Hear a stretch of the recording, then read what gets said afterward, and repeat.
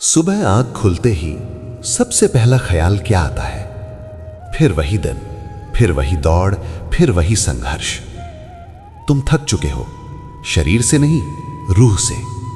हर कोई तुमसे कह रहा है कि भागो, नहीं तो पीछे रह जाओगे।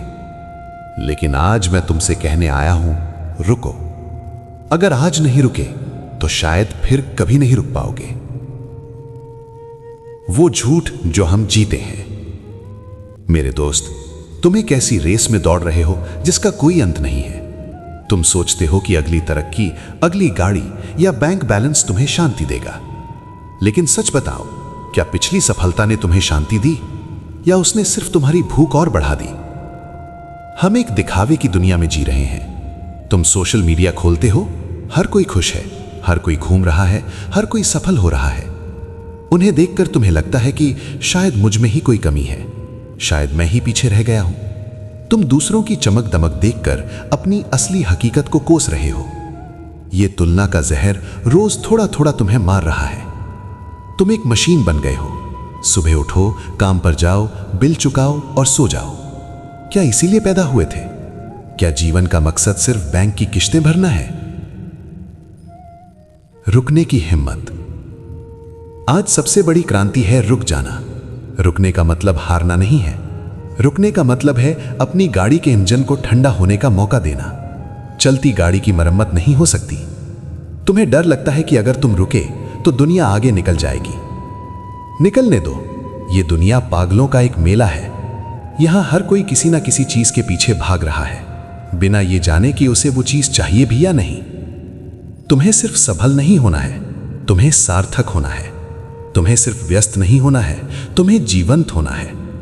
कभी कभी रास्ता भटक जाना ही सही रास्ते पर आने का पहला कदम होता है। अगर तुम्हें लग रहा है कि तुम जीवन में खो गए हो तो बधाई हो, क्योंकि अब तुम्हारे पास खुद को खोजने का मौका है। जो रास्ते पर बना हुआ है वो तो बस चल रहा है, जो खो गया है वही खोजेगा। अपनी लय खोजो। तुम्हारी समस्या ये नहीं है कि तुम्हारे पास समय नहीं है। तुम्हारी समस्या यह है कि तुम्हारे पास अपना समय नहीं है।